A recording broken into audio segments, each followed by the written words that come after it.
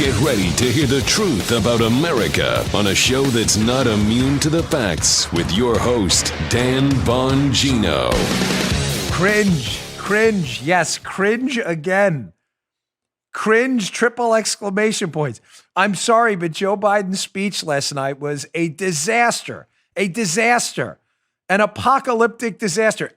Anyone, I don't care what network, who they are, anyone telling you Joe Biden's speech last night on the last night of the Democratic National Convention, where he accepted the nomination for the presidency, was some kind of, rock star Reagan-esque 1980 moment here, is insane. It was a mess. The guy could barely keep up with the teleprompter. I'm sitting there. I know. I never opened the show, but I'm sitting there with Paula, and I look over, and we're sitting in bed watching, and it's one of these. She looks back at me and goes, I look back at her and go, and then she looks back one more time and goes, and then I look back at her like, what? A total mess. I got that.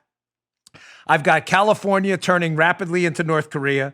I've got an interesting email from a New York City insider in the fire department that's going to blow your mind. And a new school study, again, trying to panic you that your kids are super spreaders. Today's show brought to you by ExpressVPN. Ladies and gentlemen, my savvy listeners protect their activity online. You know how they do it? They get a VPN. Go to expressvpn.com/Bongino. It's a VPN we use. Go there today. Welcome to the Dan Bongino Show. How you doing, Producer Joe? It was a long intro. I know you're not used to that, but, in your worst game show voice, we have to do the...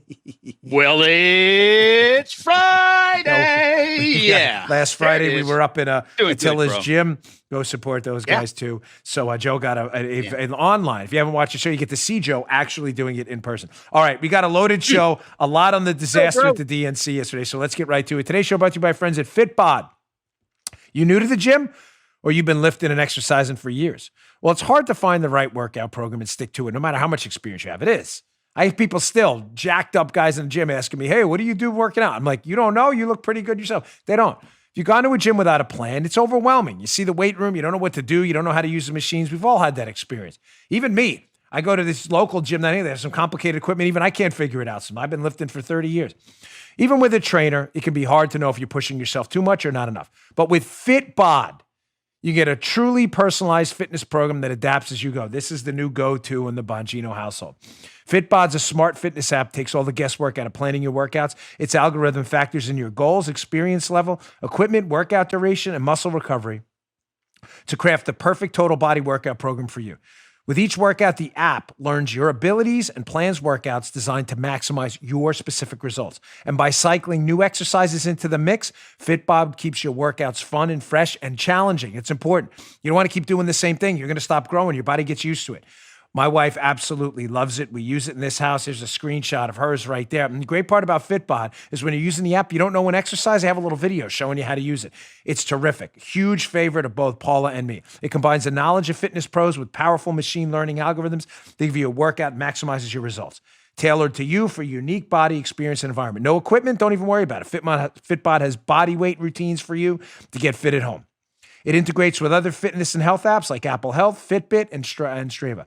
Personalized training can be tough on a budget, but FitBod's only $9.99 a month or $59.99 a year. Come on, you can't beat that. It's like one training session. It costs you $59 for one training. You get that for the year, $59.99. Plus, you can try 1 month of workouts absolutely free. Get a personalized fitness plan, helps you work out smarter at FitBod, FITBOD.me/Bongino. Try FitBod free for a month when you sign up today. FitBod.me/Bongino. That's 1 free month when you sign up at FitBod.me/Bongino. Go today. All right, Joe, let's go. All right, first, because it's Friday, we got to start with a little cringe because the DNC's been full of cringe. And I get it. It's the first time they've had to do this thing, virtual, online, Zoomy type of thing, whatever. It was still an epic disaster. Between the something's happening here thing, which was terrible. If you saw it, you know what I mean. That singer who was doing that whole thing, and he had like a cape on or something. I don't know if he was trying to be Batman or whatever. The thing has been a nonstop cringe fest. This is by far, I will never watch Seinfeld the same way again after this. This is, of all the cringy moments, this is the cringiest cringe moment of the cringiest, and there have been a lot of cringy ones. Here's Julia Louis-Dreyfus. What was her name in Seinfeld? Elaine? Was it Elaine, Paul? I love Seinfeld. I can't even remember her name. Paula has seen every episode. I haven't seen every one, but I will never look at Elaine the same way again. Here's Elaine from Seinfeld with Andrew Yang, who had run for president. Remember him, the Yang Gang and all that stuff, the universal basic income guy. So here's they're trying to do some kind of a toss, and they're trying to make it funny. So Julia Louis-Dreyfus, who's supposed to be funny, is trying to toss it to Yang, and this thing just descends into the cringiest moment I think I've ever seen at a political convention. Check this out. Hey, Julia. Hi, Andrew. I'm so glad to see you. So what did you think about Kamala Harris's speech last night? It was tremendous. I was so happy for her. I know, me too. She's fabulous. I cannot wait to see her debate our current vice president, Mika Pints. Or is it Paints? It's pronounced Ponce, I believe. Oh, some kind of weird foreign name? Yeah, not very American sounding. Yeah, that's what people are saying. Strongly. Well, thank you, Andrew. And please give my regards to the gang. I will. They're right in the next room. Have a great night, Julia. Thank you so much. Good evening, America. So funny. What the hell was that? Was that? Listen, for a Seinfeld reference, they should have just yada, yada, yada that whole thing. Oh, man. Just yada, yada, it. Yada, yada. Don't even... If you watch that, if you're watching us on YouTube, by the way, and you watch, it's even worse. You're like, that can't possibly be. I'm listening on digital, terrestrial radio, Apple Podcasts, whatever. The audio is embarrassing enough. Just watch the video. It's even worse. Next time, just yada, yada, yada, yada, and skip the whole thing. Seinfeld fans get the joke. All right, moving on. So Biden gave his speech last night, and of course, we get the political class, for some reason, eager to help out Joe Biden or cover for him. I just don't get it. The reviews are in. Even Republicans say it was a terrible speech. The guy couldn't get out of his own way. I'm telling you, Paula looking at me. We're looking at each other like, what is going on here? They couldn't even comb his hair right. Go back and look at it over his right ear. He's got like fuzzies hanging out. Like, get a scissor, man. Cut the guy's hair. Holy Moses. It was the worst thing I've ever seen. The guy, by the way, the dude at the teleprompter, because Joe can't talk off teleprompter. He can barely talk on teleprompter, but he can't talk off teleprompter either. That dude at the teleprompter, I saw this on Parler this morning. Remember the scene in Airplane when the comedy movie Airplane, when he's flying and he's sweating the guy at the teleprompter must have been sweating both. Someone probably had a rag and was wiping him down like, don't you, if you dare shut this teleprompter off. And so the guy I've been backstage as an agent when they do this. The teleprompter guy is one of the toughest jobs. You got, because Obama'd go off script a lot, so does Trump. So you got to pay attention the whole time. Because once he goes back on the script, you got to be like, you got to turn that dial and keep the prompter moving. I've been backstage and watched it. That guy must have been sweating. They must have had he must have taken like Degree or Dove antiperspirant and like done his forehead to make sure like the sweat didn't get in his eyes. Total mess. Total mess. Here, I'm just going to play one short clip because here's Biden again. Why they give this guy a pass on it's all about character and decency front. Biden doesn't have any character. I'm really sorry to inform you, but here's Biden trying to hit on, it's all about character and decency. They're on the ballot. Well, I hope they are because then we're not voting for you. Check this out. Character is on the ballot. Compassion is on the ballot. Decency, science, democracy, they're all on the ballot. Who we are as a nation, what we stand for, and most importantly, who we want to be, that's all on the ballot. And the choice could not be more clear. Yeah, the choice is pretty clear, Joe, if it's about character and decency, and that choice isn't you. So the Wall Street Journal has a good piece this morning showing all the times that Mr. Character, dreaded air quotes, Joe Biden, Captain Character, you know him, Superman, big Captain America shield, both of them at the same. He's got the vibranium shield and the Superman powers, right? Captain Character, Joe Biden, not so much. Wall Street Journal piece. The Joe Biden we know What is his long political career? What is it, 47 years? Tell us about how he'd govern. Let's go to a few screenshots here about, Captain Character Joe Biden. So good. So good. Speech was awful. About how many times Joe Biden's flip-flopped on major issues. Let's undress Joe Biden here. No, don't work with that's a cringeworthy. I don't mean that way. I mean, let's undress his policies. Yeah. Thank you. Yeah, immediate correction there. Wall Street Journal. Quote, there's a reason for pessimism from the evidence of Joe Biden's long career. He's opposed taxpayer funding for abortion for 4 decades until he reversed himself last year. In the 1990s, he led the fight for a crime bill that he now disavows as he finds America guilty of systemic racism. Listen, it's about character, right? So he wants to put people in jail to clean up American cities until he doesn't want to put people in jail and let the criminals out. Just to be clear, Joe Biden doesn't support taxpayer funding for abortion until the liberals got on his case, and now he does. All character. At least Trump's promises he's fulfilled. Let's go to takeaway number 2. Joe Biden. Remember the whole Robert Bork confirmation hearing? For us older folks out there? Well, Bork was nominated to the Supreme Court. Biden said he'd probably have to vote for him because of his qualifications. Then Teddy Kennedy launched a tirade against Bork, and Mr. Biden, running the Judiciary Committee, fell right in line and borked Robert Bork and destroyed his nomination. Now we have Clarence Thomas, who was a great pick. But Bork was destroyed because of Biden. The character guy. Let's go to takeaway number 3 about Biden. Firing right through these. Biden supported the invasion of Iraq in 2002 while chairing the Senate Foreign Relations Committee. Then he flipped when most Democrats did, and as the fighting became difficult. Then he opposed the Iraq surge, saying it would fail. Then in 2011, he supported Barack Obama's withdrawal from Iraq that set the stage for the rise of the Islamic State. He then opposed the raid on Osama bin Laden. Ladies and gentlemen, Joe Biden has been on the wrong side of every foreign policy issue of our time, not according to me, but according to Bob Gates. I'll get to that in a little while, too. All about character. Well, if it's about character, Joe Biden's been in Delaware for a long time. He's been a senator or some form of politician for 47 years. He's run for president about 62 times. Where is Joe Biden in Delaware? You think after 40 plus years, 4 decades plus, people in Delaware would have at least seen him at some event here or there. I mean, 40 years is a long time. Yeah. Joe Biden's been in office 2 years longer than I've been alive. Here's the great Fleckus, at Fleckus on social media, who we love. And he's got a video they took in Delaware, basically asking around, like, hey, have you seen Joe Biden? Everybody's like, oh, yeah, we see him all the time. That's not really what they said. Check this out. Joe Biden doesn't do nothing here. I live on East 28th Street, right across the street from the projects. I have never seen Joe Biden a day in my life, never. To come to Delaware and do anything, it's lies. It's all lies. What is he going? 4 years. Donald Trump's been in office for 4 years, cleaning up their mess for over hundreds of years. It's not his fault. This is their politicians. This is the change. Donald Trump is the change for us, for the people, and what they need to know. The lies are done.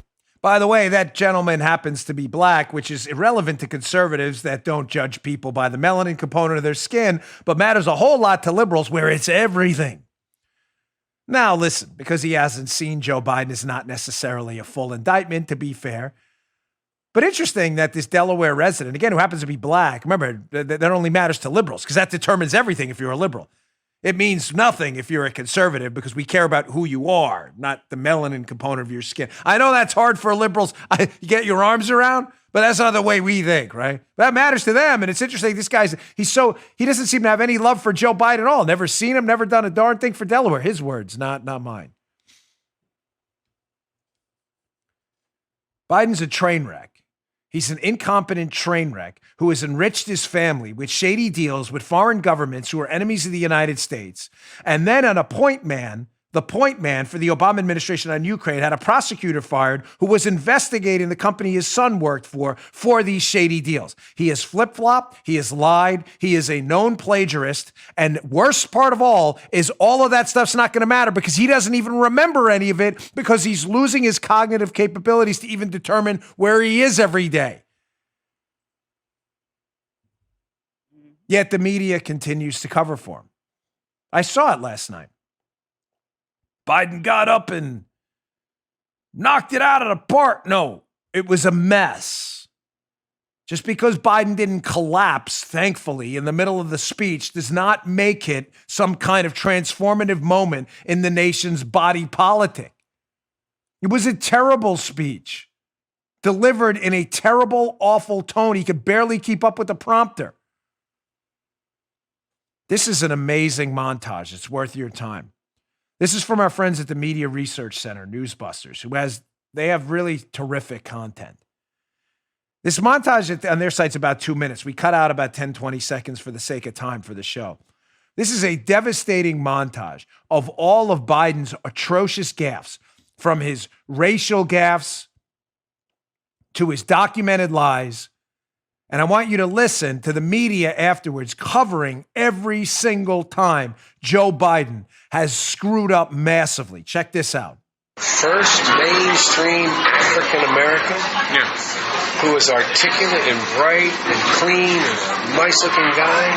I mean, that's a storybook, man. There's a part of Biden that feels more Reagan-esque that way. You're like, it's Grandpa. It's Uncle Joe. Poor kids are just as bright and just as talented as white kids. Those that Joe moments are part of his political charm. I'm beginning to see why your wife left you. So much of what is appealing about him to a lot of voters is the fact that he's authentic. I got hairy legs. The fact that he doesn't always seem scripted. The kids used to come up and reach in the pool and rub my leg down. Your AR-14s are what. Okay, this is not okay. Hold on. All right. Hey, let's go There's a lot of guys. Biden yesterday showed the other side of his humanity, and that is he's a fighter. All right, thank you. Shush. And some people see that as charming, a candidate who's willing to air it out face-to-face with a guy. This is going to be a net plus for Joe Biden. Ashton Carter, Joe Biden, the vice president, was swearing him in to be defense secretary. He waved his wife over and little hands-on treatment from the vice president. Everybody knows he's a touchy-feely guy, and he's just very friendly. He is. He was reportedly comforting her after she fell on ice. It's spreading love. Coon said Maggie was not uncomfortable at all. They're going to put you all back in chains. He's making an historic reference he may not have been right to do, but it certainly wasn't malignant. I'm not even sure it had anything to do with race. Play the radio. Make sure make sure you have the record player on at night. The phone. Still, he is a master of the quick recovery. Make sure the kids hear words. These qualities are almost endearing to voters. We choose truth over facts. They find him more believable because he makes missteps every so often. All right, Chuck. Thank you very much. All right. It's Chris, but anyway. I ended that there. That goes on for like 30 more seconds, but I ended it there. And by the way, when Joe's doing the touchy-feely, super creepy thing he does, Paul is sitting there and I'm watching her, and I think she's like, ugh, it's just gross. It's so uncomfortable. It's just, listen, just a word of advice to Joe. Just keep your mitts to yourself. Just stop touching people. It's weird. Stop sniffing people. Stop sniffing their hair. What are you, a dog? Stop sniffing people. It's weird. It's creepy. I'm sorry. It's super creepy. Stop with the kids and the rubs and it just stop. I'm not messing with you. Paula was like, ugh. Just stop. I got more on Biden. There's a really, really good piece out of Just the News, John Solomon's side. It'll be up in my show notes today. Please read it. Bongino.com/newsletter if you want to subscribe to the show notes. This is worth your time. Joe Biden's lengthy history of fabrication, plagiarism, and racial controversy. Biden, wait, he's a character guy, decent guy. Uncle Joe, the Scranton kid, as I give him a Scranton kid, Notre Dame fighting guy. He's a Scranton kid. He's a liar. He's a plagiarist. The man has no character. He's enriched his family at your expense using power given to him by voters. Character? Ladies and gentlemen, I get it, the whole respect your elders thing. But you're not supposed to respect your elders when your elders are doing things that are going to destroy the country. The man has shown no evidence of character at all. This Solomon piece, I wrote down some of the things he addresses in the Solomon piece. Remember Biden? I finished at the top of my class in law school. He finished at the bottom of his class. 76 out of 85. Liar. Oh, Dan, that's one thing. Oh, no, there's more. He admitted plagiarizing in law school. Later got caught plagiarizing his speech from Neil Kinnock. A very famous speech, thinking nobody would catch him. He's a noted plagiarist. Even his website and the campaign plagiarized things on the Green New Deal. He told people he marched in the civil rights movement. He didn't. He told people he was shot at in Iraq. He wasn't. He told people he was arrested in South Africa trying to see Mandela. He wasn't. He's a liar. He's a liar. It's not one little white lie. These are big things. Listen to me. Everybody lies. I wish we didn't, but we're human. We're all sinners. Everybody lies. People lie about things. Ah, man, I got there 5 minutes early. Where were you? Meanwhile, you showed up late and the guy missed you, right? Who lies about marching in the civil rights movement? I was there, folks. I was there. Dan Bongino marched in the civil rights movement. No, he didn't. I wasn't there. That's a big thing to lie about. That's a huge thing. I was shot at in Iraq. You think people who were legitimately shot at in Iraq may get offended that you lied about it? I know I would. I was shot at in Iraq. I was in Afghanistan. I was, legitimately. I wasn't shot at. Run around telling people I was shot at. We were shot at in Afghanistan. I wasn't. But let me tell you, the people who we were there with, these brave military men and women, many of them have been shot at. You were arrested trying to see Nelson Mandela? Kind of a big fudge, no? Way to fudge that one. He wasn't arrested. He was stopped at the airport. Yeah, it's called customs or whatever. You never seen that before? It gets worse with Biden. You seen this Real Clear article? If you haven't, it's up at the show notes today. Again, Bongino.com/newsletter. It's an older article, but it's worth your time. Bob Gates, who was Obama's defense secretary, by the way, stands by his statement that Biden has been wrong on nearly every major foreign policy question. May 13, 2019, Tim Haynes, Real Clear Politics. You want the exact quote? This was Obama's defense secretary. He'd worked for Republicans too, to be clear. But this is Bob Gates. They ask him, they're questioning him. They say, hey, he's talking about Biden. He's a man of integrity and capable of hiding what he really thinks. And one of those rare people, could turn for help in a personal crisis. Still, I think he's been wrong on nearly every major foreign policy and national security issue over the past 4 decades. There's a question. She says, would that be an effective commander-in-chief? She's quoting what Bob Gates has said in the past. Gates responds, I don't know, but I think I stand by that statement. He and I agreed on some key issues in the Obama administration. We disagreed significantly on Afghanistan and other issues. I think that the vice president had some issues with the military. So how he'd get along with the senior military and what relationship, I just think it would depend on the personalities at the time. So he agrees with his statement that Obama's been, quote, wrong on nearly every major foreign policy issue in the last few decades. This is Obama's guy, Gates.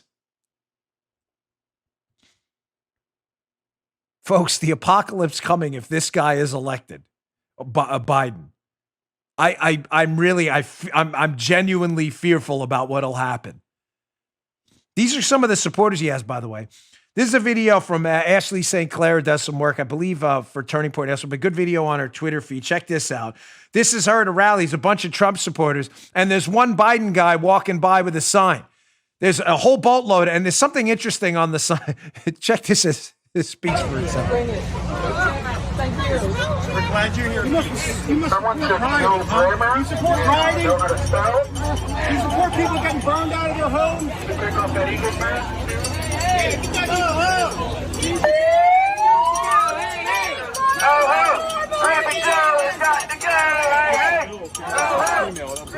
So there's hundreds of Trump supporters and one Biden guy who's carrying a sign. The sign says, Donald Trump, you're fired. Y-O-U-R. Maybe spell check doesn't work for signs. You're fired. Y-O-U-R. You hear the guy, by the way, rewind that, listen to it again. You hear the guy goes, we have a Biden supporter here, has to learn to spell. Kind of, did you hear it? Now you'll go back and listen, you'll hear it again. It's kind of funny. All right, one last segment of this. I'm going to move on. I got a lot more to talk about. But it is a major news event, even though it was a disaster. And I just want to correct the spin out there. The spin you're going to hear today is like, oh, Biden got up and did what he had to do. He did not. It was a disaster. And I'm saying that as objectively as possible. The speech was a mess. Not every speech Donald Trump gives is great either. Not every speech Obama or Bush or Abraham Lincoln gave was a knockout. Last night was a disaster. One last article, Washington Examiner, but an important one. Here's the article I'm talking about. David Drucker. He writes, it's not on David. He's citing other Republicans. Republicans concede Biden did not look mentally unfit. No. Again, this is just Drucker citing what other Republicans. I don't know why Republicans are doing this.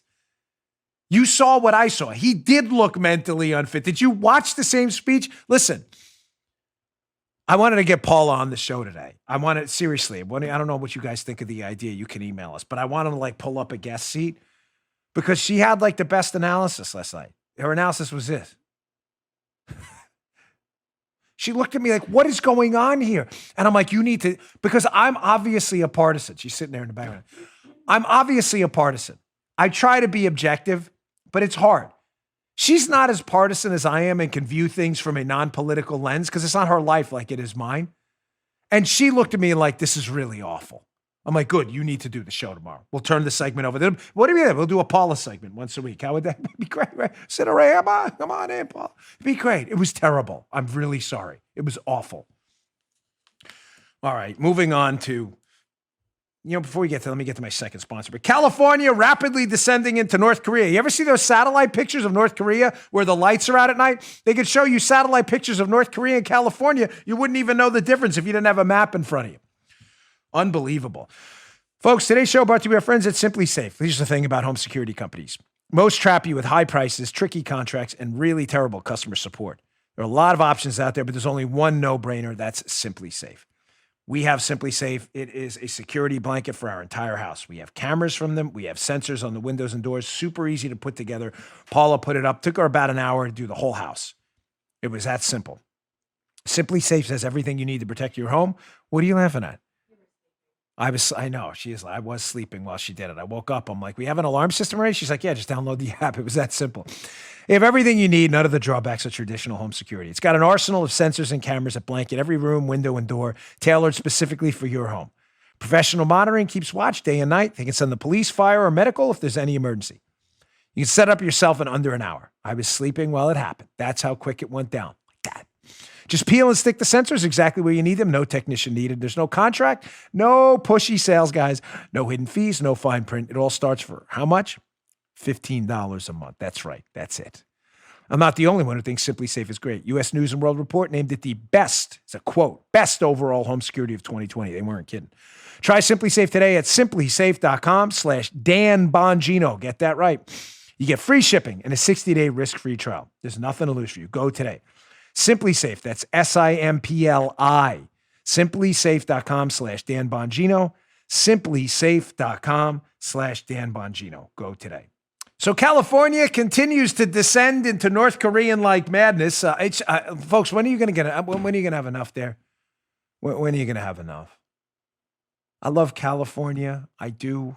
Going out there soon for something. I love California. I like it. I eat at this acai bowl place. I know it's foo-foo and everything, but it's good. As I get older, I'm losing my edge and I'm into like foo-foo stuff now, like acai bowls. Ordinarily, I just eat a bowl of Cheerios, but there's my favorite acai bowl. I'm not going to tell you where because liberals will burn it down, and I don't want them to do that. Tolerant liberals, they'll show up and probably kerosene the whole place, so I'm not allowed to tell you where it is, but it's really good. I like California. There's a lot of conservatives there. But the liberals are in charge monopolistically. They run the whole state. So now we have rolling blackouts tonight. California is descending into complete madness. Tiana Lowe, Washington Examiner. Rolling blackouts, no Uber, businesses flee. California's Democrats' dream for America. Yes. Yes. It is turning into a socialist utopia and a real world hell. Sadly. Folks, what happened? Well, not only is California turning out the electricity at night, people need oxygen and things like that. People on CPAP machines and otherwise. People need refrigeration for their insulin. You have no power. Like, the third world. Like Haiti after the earthquake. That's California. One of the richest states in the country. It would take an idiot to screw up California. And that's what you elected, sadly, a lot of idiots. The Democrats, that is. Conservatives didn't elect these dopes. Not only is California subjected to North Korea-style blackouts, and I'm telling you, let's get one of those satellite photos. You see North Korea that's dark all the time because they have no power, and let's see California, which is dark too, parts of it. Well, California decided it'd be a good idea to drive Uber out too. You know that AB 5 I told you, Assembly Bill 5? So they don't like Uber, of course, because they're in the pockets of unions. That's what big government liberal politicians do. They get paid off by unions, so they're in the pockets of unions. They don't like Uber because Uber's not unionized. So what did they do? They passed a bill that said, you know what? You're going to have to classify these Uber drivers as employees. They're not employees. They're contractors. They're the very definition of contractors. So what happened? AB 5 was written in such a broad, awful fashion that they started not only putting Uber out of business, which was forced to close down, but was saved last night by a stay by a judge. Uber was going to shut down this week in California. I don't know if you missed this or not. That's a huge story. They were granted a stay by a judge, but there's a strong potential that by the end of the week or next week, Uber will be gone from California, and Lyft too. All you kids that like Uber and Lyft and found a way to get around on the super cheap, thank your California liberals. Socialism, isn't it great? Creating scarcity out of abundance, socialism every single time. So what happened? The law was written in such a broad fashion in California to attack independent contractors that the backlash was severe. Eventually, people who write for journalism outlets who weren't full-time employees but would submit articles, they got fired too.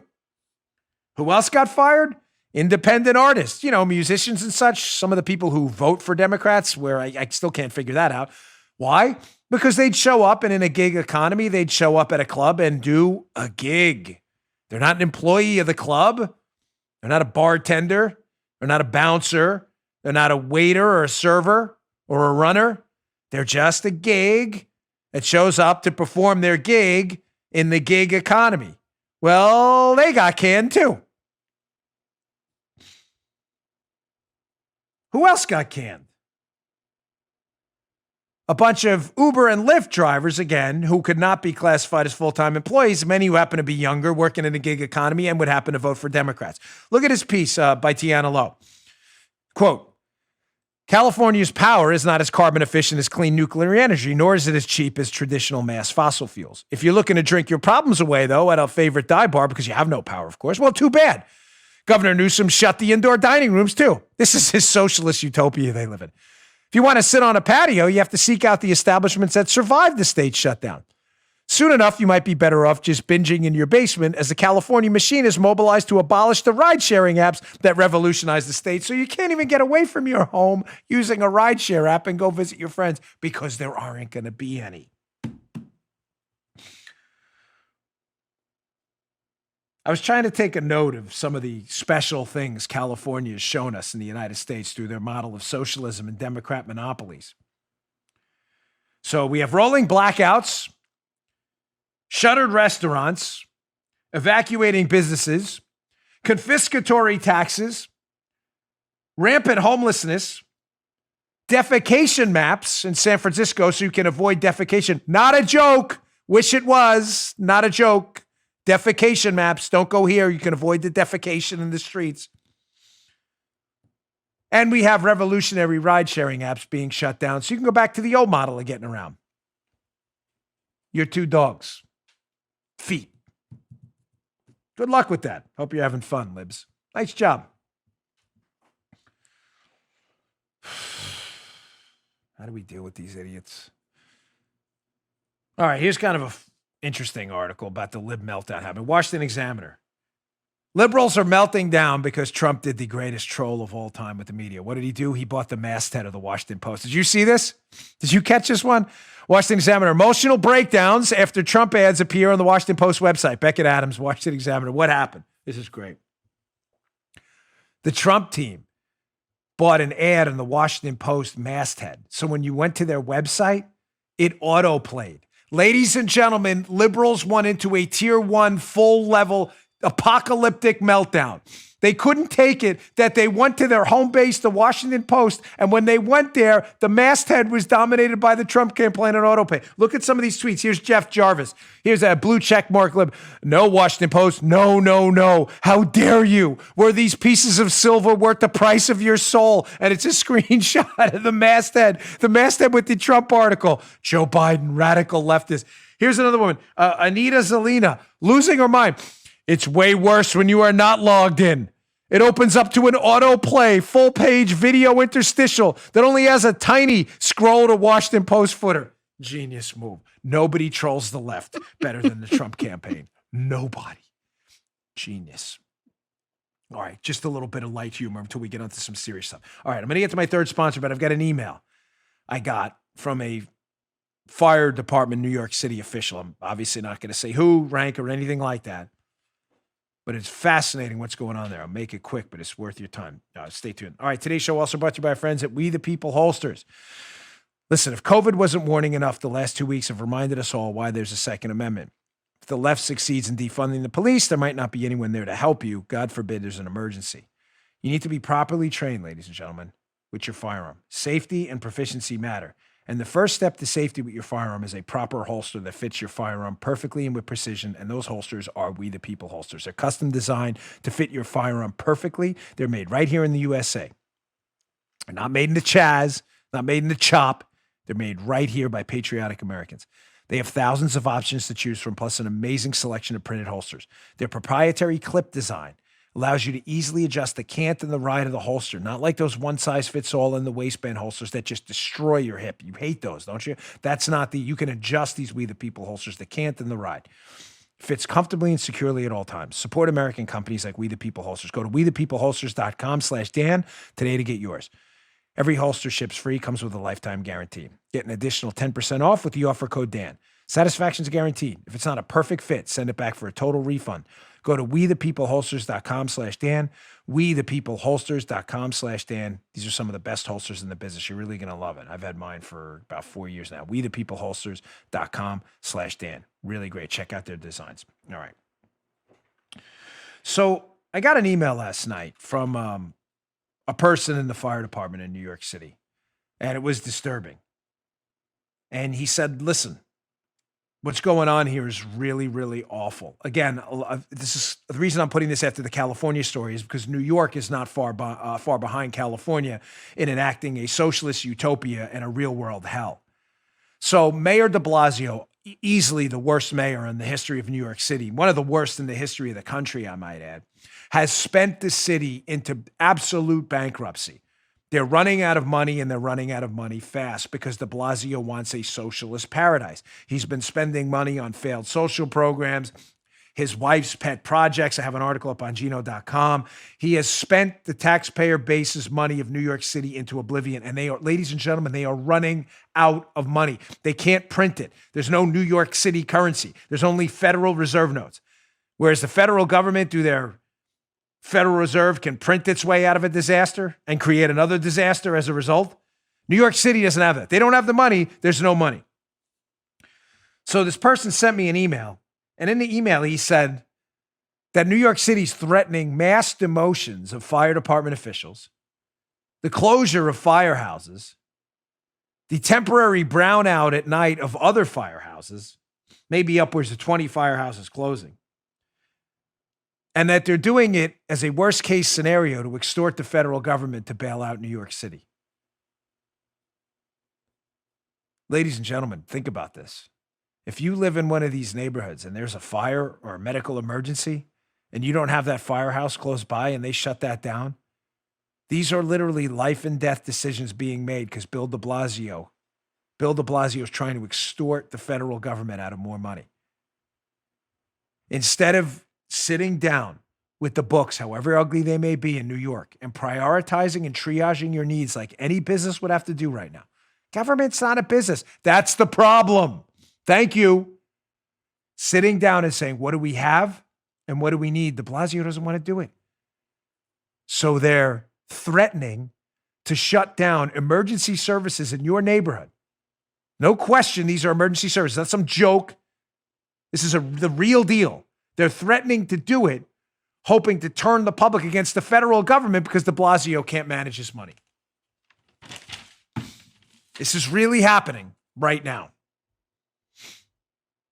To the wonderful human being who sent me that email, keep me updated because I'm going to follow this story. You'd rather see people die and their houses burned down because you're trying to make a political statement against Donald Trump and you can't manage your taxpayer base? Pretty gross. But again, indicative of where the left is right now. All right, this is the debunking part of the show. Oh, gosh, man, there's so much stuff. I hate Fridays sometimes because I have so much stuff I want to get in, and it's very frustrating.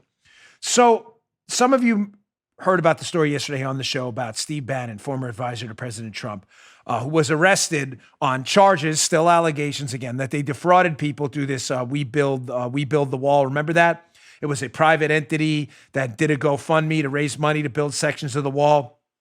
Their allegations, we'll see how it pans out against Bannon. Read the indictment. I've worked fraud cases a lot. It doesn't look good. But again, leave it to the left to pile on and the left to make up ridiculous, far-fetched, otherworldly conspiracy theories to pile on. So you remember this? Do you remember, what was it, a couple months ago? The Southern District of New York, United States Attorney, the one who prosecutes, is the lead prosecutor for all the cases. That's where he's being prosecuted out of this SDNY, the Southern District of New York. Do you remember a couple months ago, the United States Attorney there, Berman, was fired, was asked to leave by Bill Barr? Remember he made a big stink about it? I'm not leaving. And Barr came back and said, oh, you're leaving. Remember that one? So, of course, Democrats who love conspiracy theories are trying to connect it to and said, oh, wait, we got it now. We got it. This is why Berman was fired, Joe, because he was looking into Bannon. And of course, liberals who never, ever do their homework, ever, of course, started tweeting it out and putting it on Facebook and elsewhere.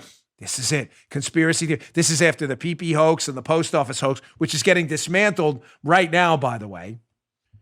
As Louis DeJoy is up in Congress, the Postmaster General, just shredding every dopey Democrat conspiracy theory. The problem is Berman was already asked about this, if he was fired because of any pending case.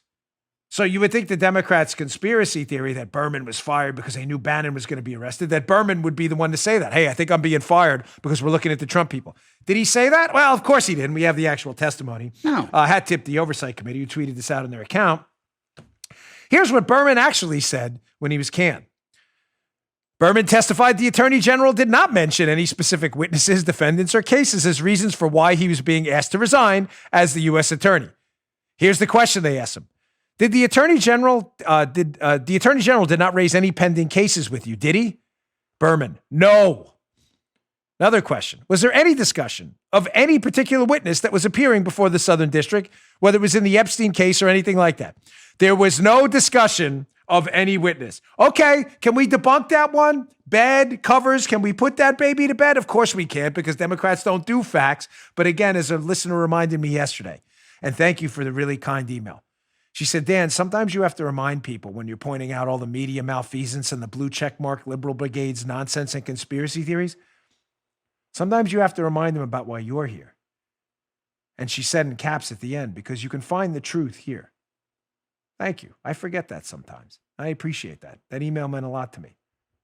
You're right. Sometimes I do. As I smash these media people's dopey conspiracy theories, I forget to remind you, you're not wasting your time. You can always find the truth here. So when you hear that silly conspiracy theory out from your liberal friends that they were trying to cover up for Bannon, you could say, really? Because Berman, the guy who was fired, didn't actually say that when they asked him.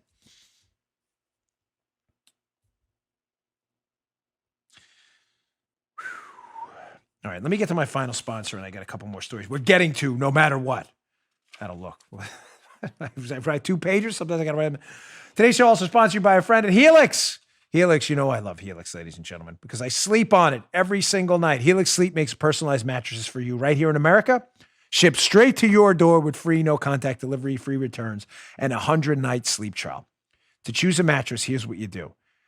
Go to Helix. They have a quiz. It takes 2 minutes to complete, and it matches your body type and sleep preferences to the perfect mattress for you. Why would you buy a mattress customized for someone else? It's because it's not customized then. You like a mattress that's soft, firm, sleep on your side, like me. You sleep on your back, like Parler. Or you sleep really hot like me? With Helix, there's a specific mattress for each and everybody's unique tastes. I took the quiz. We were matched to a Midnight Lux Helix mattress because it's awesome. That's why. It's like sleeping on a cloud. Spend 8 hours plus in bed sometimes. On weekends, sometimes more. I love Helix, but you don't need to take my word for it. Helix was awarded the #1 best overall mattress pick of 2020 by GQ, Wired Magazine, Department Therapy. They earned it. Go to helixsleep.com/Dan. Take their 2-minute sleep quiz and they'll match you to a customized mattress that'll give you the best sleep of your life. Right now, Helix is offering up to $200 off all mattress orders for our listeners. This is a great company, folks. I'd really appreciate your support. They've been with us a long time. Go to Helix, Helix, sleep.com/Dan, helixsleep.com/Dan. Get up to $200 off your mattress order today. You won't regret it. All right. So again, in the media malfeasance department, it's incredible. We have had, how many convictions exactly have we had of the Trump family, the Trump team, Trump White House members, Trump campaign team members? How many convictions and arrests have we had for Russian collusion? Hold on, Joe. Let me think about this one. I'm going through the names now in my melon. Tough. I know it's tough.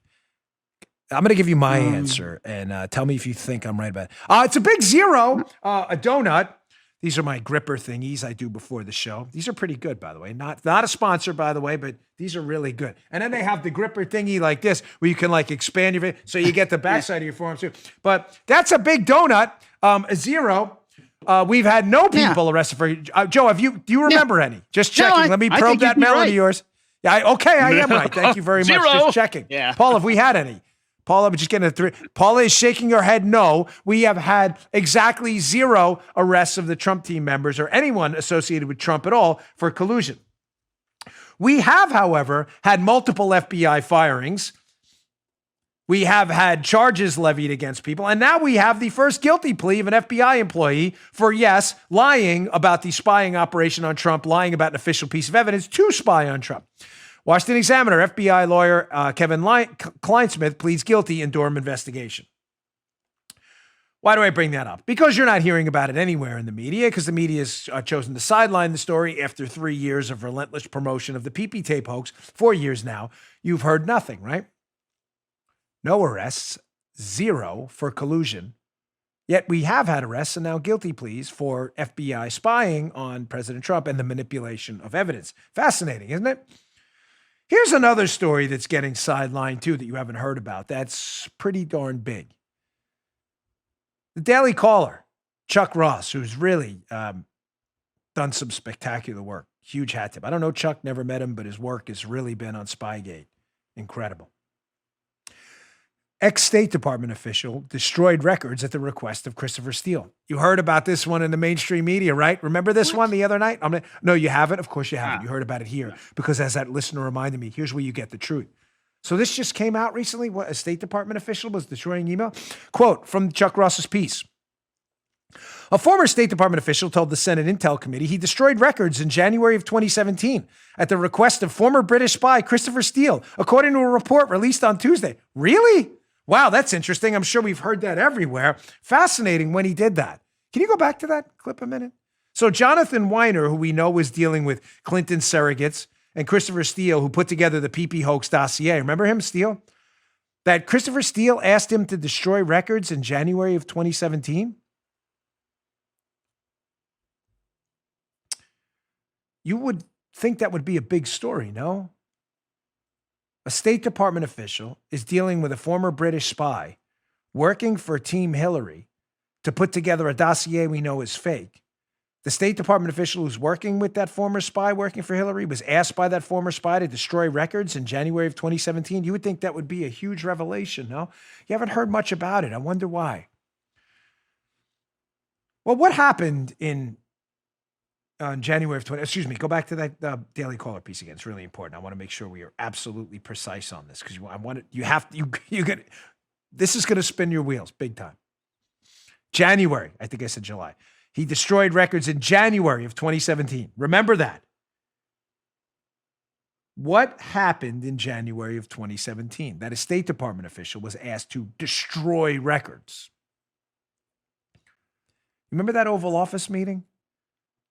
The Oval Office meeting on January 5th of 2017 in the last days of the Obama administration, where Obama's telling the FBI to get the right people to investigate the Trump team, where Joe Biden proposes targeting Flynn for the Logan Act. That was the interview Susan Rice memorialized in that dreaded January 20th email, that ridiculous, absurd email. We're going to do everything by the book email. Remember that? Well, you know what's really interesting? That right after that meeting, it appears in January of 2017, that a whole bunch of records seemed to disappear, including Jonathan Weiner's. You know who else's records disappeared in January of 2017? Right around that time, Obama's telling the FBI to get the right people to investigate the Trump team. Oh, Christopher Steele's too. Isn't this interesting? Here is Christopher Steele's on-the-record testimony in a United Kingdom court. They ask him about his records. He says, quote, I have no record of it. They ask him, you have no record of anything, have you? I haven't gotten any records relating to the creation of 112. He's talking about Report 112. They say, well, what about any other memoranda? No, they were wiped in early January 2017. So no one in the media finds it even a little bit odd that Obama has this infamous January 5th, 2017 meeting that Susan Rice feels the need to write an CYA email about later. In that meeting with Comey, the intel officials, Sally Yates, and others, where Obama says, get the right people to investigate Trump. After that meeting, records start getting destroyed at the State Department, Christopher Steele, and elsewhere, and nobody in the media finds this story even remotely interesting. I bring that up in light of the Washington Examiner story about the FBI lawyer who has now pled guilty for manipulating evidence in the case, because I think the FBI lawyer is just a small piece of a huge evidence destruction and manipulation scheme we haven't even scratched the surface on yet. But again, you'll hear none of that in the mainstream media. If you're not watching this show, you missed the story entirely. Mainstream media, right over their heads intentionally every single time. We're doing good here. We're doing good. All right. You're home for the truth, right? Right here. I promise you that. You have my pledge. Folks, if the coronavirus, switching gears here, if the coronavirus starts to become a significant danger to your kid, or your kid becomes a significant danger to you as some kind of a super spreader, bring it home. I promise you'll hear it here first. I have no agenda. I'm not looking to get teachers hurt, school administrators, janitors, principals. I'm not looking to get kids hurt. I have no political point here whatsoever. I want the kids in school. I want the kids in school if it's safe. But ladies and gentlemen, you are being subjected to a 24-hour hype machine to keep your kids out of school for one reason and one reason only. The teachers' unions are screwing you over because they want more money. They don't give a damn about health, ladies and gentlemen. Not knocking the teachers, I'm knocking the unions. Great article in yesterday's show notes. I'll cover it today because we're a day behind these stories with this one. It was just, we were loaded yesterday. Reason Magazine by the great Corey DeAngelis. School reopenings linked to union influence in politics, not safety. So Corey did a pretty exhaustive analysis here of where schools were opening for in-person instruction and where they weren't. And they found an awfully strong correlation between, you would think, right? If it's let's rewind the tape a little bit. You would think, if you're believing the teachers unions, right? Joe, the teachers union statement is, we're not opening the schools because it's all about safety and health and local outbreaks and all that stuff. Oh, yeah. So you would think, if that's correct, a fair analysis would be, well, where there's a significant outbreak of coronavirus, you would see more school closings. And when there's not a significant outbreak, you would see more schools reopening. That just simple correlation, right? It's about safety. Yeah, we're cool. Big outbreak, schools close. Not a big outbreak, schools open. That correlation doesn't exist at all. But there is a correlation that does exist. It's between school closings and the strength of the teachers union in that area. Weird. Crazy how that happens. And oddly enough, even when you control for the outbreak and the level of infection, I thought you didn't have it. Now you got the score. Here it is. Quote from the Paul's like, I don't have a screenshot. Now we got a screenshot. It's genius over there. Here, from the piece. In theory, school districts in unionized states could be more likely to go fully online this fall, simply because they might be in areas with more COVID cases and risk. Yeah, it makes sense in theory, right? But the data generally do not support that theory. The relationship between unionization and reopening decisions remains substantively and statistically significant even after controlling for school district size and coronavirus deaths per capita in the county. In other words, ladies and gentlemen, if you have a strong teachers union, your schools ain't opening up. It doesn't have a darn thing to do with coronavirus. Safety. It's all about safety. Kids are super spreaders. Not true. Now, the teachers' unions have engaged in the worst PR strategy in the history of humankind. Look at this Breitbart article as well. So somehow teachers in Arizona thought it would be a good idea to go on strike. Go on strike. I'd like to see that if farmers and food workers did that too, we'd all starve to death. But because the teachers' union said it's okay, we're supposed to just say everyone else has to take a risk, but no, not you. Even though the risk is substantially lower when you're around kids. Arizona's teachers stage a sick out, forcing the school districts to cancel reopening. This is really great. Teachers unions, you guys are really knocking it out of the park in your PR strategy. This is a great idea. Let's piss off 51% of the country. Nice work. Now you may say, oh, come on, Dan. No one's really going to hold it against the teachers unions. Well, you'd be wrong. PJ Media has a really good piece on this. Teachers unions falling out of favor with Americans. Is it any wonder? Stacey Lennox, PJ Media. Teachers unions' approval ratings have dropped dramatically since they started this trend. They're down in the 30% range now. Whoa. Nice job. You're going to be down there with the media soon. Again, not a knock on teachers, but maybe it's time to pick new leadership. Now, what have I told you repeatedly? Because we do science here. This is your home for the truth. I've told you that the evidence, the science, which can change. Science is a series of testable hypotheses. Some of them change. Sometimes new information changes what you can test and what your hypothesis is. But the evidence to this point has been that kids are at very low risk for a severe outbreak of symptoms if they're infected with coronavirus, and they are at very low risk of spreading it. As if on cue, Joe, as schools start opening, we get this report, and it's from Harvard. Oh my gosh, kids are going to be mega super spreaders again. This was the media pitch. Here's the actual study, and here's the headline from the Harvard Gazette. Children's role in the spread of virus bigger than thought. Oh no, everything we told you on the show was wrong. Here we go again. Subheadline. Study found extremely high levels of SARS-CoV-2 in children's airways. This thing was everywhere because, again, the media does hysteria, not the truth. You read the study. It's a Harvard Gazette's covering. It's a Massachusetts General Hospital study associated with Harvard. This has got to be real, right? Dan's been lying to us the whole time. No, it's a real study. Let's see what the study actually said. In a study of 192 children, ages 0 to 22?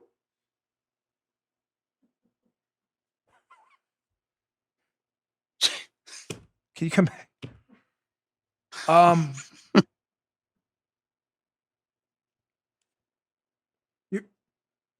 Joe, how old is little Joe?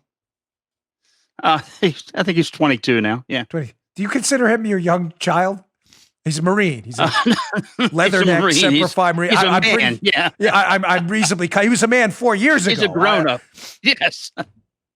Oh, my daughter's 16. She's not my young child, okay? Oh, my gosh. I can't take it. This stupid. I'm sorry. I don't mean to move away from the mic, but I'm literally like my eyes are getting red if you're watching on the YouTube because this is like the comedy hour of stupid. You're studying children 0 to 22? Maybe you want to like lock that down to like 0 to 8 or so. You think kids who are 0 and adults who are 22 might be a little different? Just a tad bit? Well, what else was in the report that the media is hyping out? Kids are super spreaders. Massive viral loads are going to kill us all. Shut the schools down. Give the teachers unions more money. What else was in the report? By the way, big hat tip to Phil Kerpen on Twitter, who's been following this better than anyone in the business. This is where I got this from. Quote from that report. Transmissibility was not assessed in this study. Oh, it wasn't? That's not what I heard from the media. I heard that kids are super spreaders now. We all got to panic. Hunker down, Joe. Hide in your room under the blankets. Wear a full face mask with a plastic thing over your face and a full biocontamination suit. We're ready, Dan. Don't leave your house no matter. Get a full respirator and a gas mask. Let me read that again. Transmissibility was not assessed in this study. For liberals listening, that means they weren't studying how you can transmit it, just the viral loads in the 22-year-old kids. Another part of the study.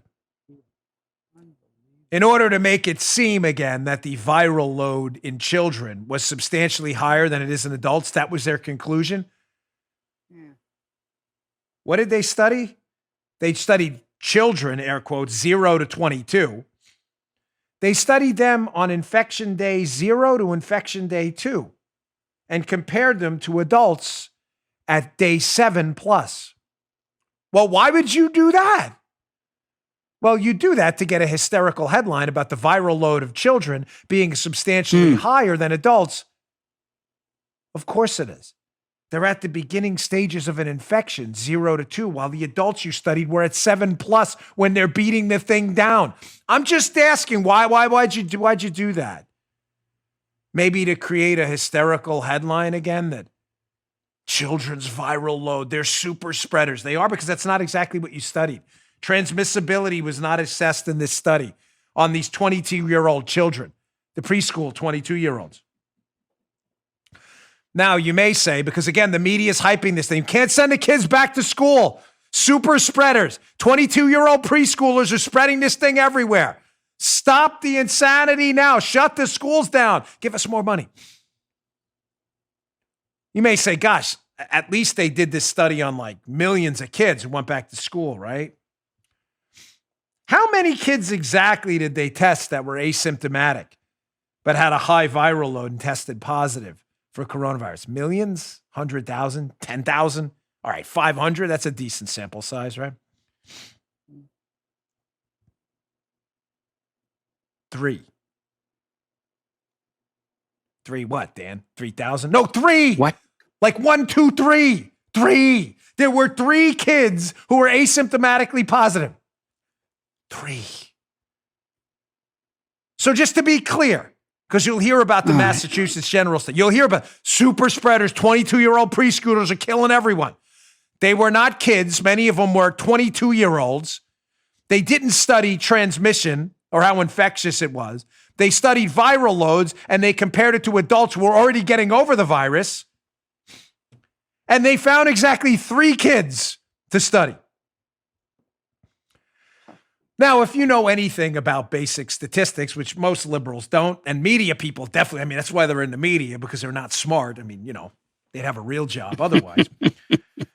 You'd go and find a real study of like millions or hundreds of thousands or even thousands. You may say, you can go find one. Isn't there one? Yes, there already is one. The Sweden study. That's right. But this came to a non-favorite narrative conclusion, so you have to hide this one. Here's the great Parler who found this study for us. Residential context and COVID-19 mortality amongst the elderly in Stockholm, a population-based observational study of, 1.8 million people? And they came to the conclusion that, quote, we found no additional impact of co-residing with children, even though Swedish schools have remained open for children below age 16 throughout the pandemic. The result does not support hypotheses of children as a major transmitter of SARS-CoV-2. Come here for the truth. Watch the media, and you'll be under the mistaken belief that your children, your 22-year-old preschoolers, are coming home with massive viral loads compared to people already over the disease, largely, and you'll believe they're sneezing and killing everyone in your house. None of that's actually true, of course. But it made for a cute narrative. Now you see why during yesterday's show we covered that watch yesterday's show. We covered Tucker Carlson's monologue where he talked about how if you live in an area populated by liberals and watch liberal media like CNN and MSNBC and you read the Washington Post and New York Times, you live in a universe that doesn't exist where 22-year-old preschoolers are killing everyone and bringing home viruses from preschool, sneezing all over everyone, and everyone's dying. That world doesn't exist, but you live in it. And that's why you know nothing. And you're proud of it. The Mass General study. You mean the one that didn't study transmission? Yeah, that one. Infection, transmission. You realize you read the report, right? No, of course you didn't. You're in the media. You don't actually read. All right, one last story. Only I could wrap up, but I'm going to get through this. This Washington Examiner story was a good one. It's in yesterday's show notes. We're just going to cover it quick, but it's a good story on a Friday. It was in yesterday's show notes by Michael Barome. Blue and red America differences could hurt Democrats. He makes a great point here. I'm going to just sum it up this way on a Friday after a great week of listenership from you. You ever see that shirt? It's a joke. When I was at Six Flags Great Adventure once in New Jersey, when I was a kid, I saw this shirt and I laughed my butt off. It's a joke, but the beatings will continue until morale improves. The beatings will continue until morale improves. I thought that shirt was hilarious. It took me a minute to get it. I was young when I saw it. And I was like, that doesn't make sense. I didn't get it. It was a joke. The point of Michael's article is a good one. He goes through a bunch of things. I'm just going to quickly just zip through a few of them here, but how Democrats are willing to destroy their own population of voting liberals who vote them in, all to make a point known Trump. He makes the point how they're willing to emulate the New York strategy, coronavirus, although more people have died in New York per million than just about any red state in the country. How they're celebrating the response in these liberal states to mostly peaceful, Joe, protests, despite these mostly peaceful protests result in beatings, killings, mass burnings of buildings, looting on a mass scale. They're celebrating it because they don't want to admit they screwed up. So they'll rather have you subjected to a coronavirus plan that gets you sick and have your businesses burned down and be beat to snot than admit they're wrong because they want to own Trump. They want to keep up with the lockdowns. Why? Because Trump's against them. So they'll lock you down and bankrupt you. They want to follow the teachers' unions off the abyss, destroying the educational opportunities of millions of minority, Hispanic, white, Asian students. Young women and men, lives destroyed because the teachers' unions told us so. But we got Trump, didn't we? We're going to lock it down. 22-year-old preschoolers, super spreaders, keep them out of our schools. And the last one in the piece he mentions, which he's right, they will even shun potentially life-saving medications and treatments, all because Trump said they may work. You want to kill yourself and eliminate a potential treatment because Trump said it may work? Do you realize what kind of sociopath you must be to do that? Nuts. Read that piece, a really good one. All right, folks, thanks again. It's been a really great week. I really appreciate your support. The show has been growing just at a near geometric scale these days. Thank you so much. Please share the show and please subscribe on Apple Podcasts, youtube.com/Bongino. We really appreciate it. The subscriptions are free, but it helps us get recognized as we move up the charts, despite our tech overseers trying to keep our show suppressed. Thanks a lot. See you on Monday. Good day, sir. You just heard Dan Bongino.